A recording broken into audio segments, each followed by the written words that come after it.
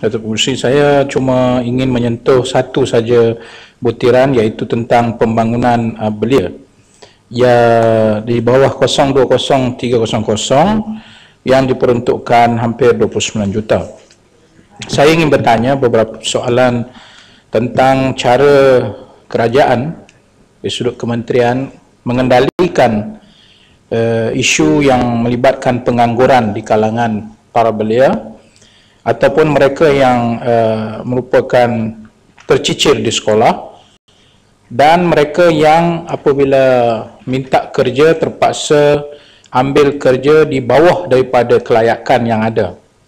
Soalan ini saya timbulkan adalah kerana implikasi kepada suasana belia yang menganggur dan juga drop out serta mismatch dan sebagainya, boleh membawa kepada isu yang lebih besar yang mungkin boleh menjejaskan pembangunan belia, iaitu pertama isu yang melibatkan belia-belia yang terlibat dalam kegiatan jenayah, dan bagaimana kementerian mengendalikan selain daripada ianya isu keselamatan, tapi dari sudut pendekatan proaktif, keadaan di mana anggota kongsi gelap sekarang ini mereka merekrut remaja-remaja, belia-belia, dan menawarkan satu tawaran yang lebih menarik daripada mengambil kesempatan daripada suasana kesusahan kehidupan yang mereka alami kerana menganggur dan sebagainya.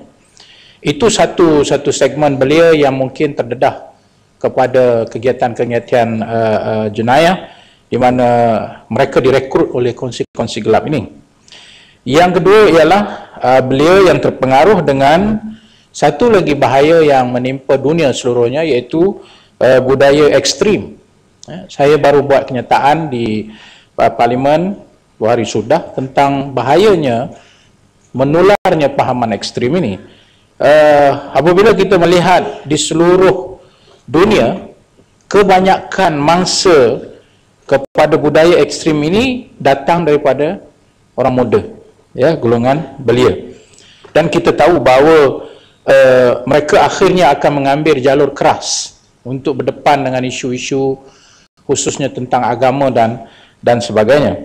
Jadi mereka saya sifatkan sebagai prospek kepada pra-terorisme, ya, belum lagi, tapi dia menjadi prospek dengan menanam budaya-budaya ekstrim di dalam mereka ini.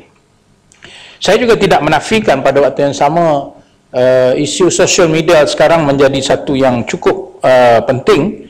Bagaimana Kementerian Belia dalam konteks pembangunan belia ini melihat isu sosial media yang saya dipahamkan bahawa antara yang terlibat dalam aktiviti-aktiviti yang merosakkan, sama ada menjurus kepada terorisme ataupun sama ada menjurus kepada aktiviti lain yang boleh merosakkan, kebanyakannya adalah mereka seolah-olah mendapat pendidikan daripada social media, daripada Facebook, daripada WhatsApp. Walaupun mereka tak pergi hadir kelas-kelas ini, tapi mereka dapat maklumat-maklumat siap dengan video dan sebagainya, di mana ia mampu mempengaruhi anak-anak muda di kalangan belia untuk terlibat dalam kegiatan-kegiatan yang sebegini rupa. So, bagaimanakah belia ini dikawal? Sebab kita sendiri ada banyak Facebook, kita tengok yang mana yang banyak peratus besar yang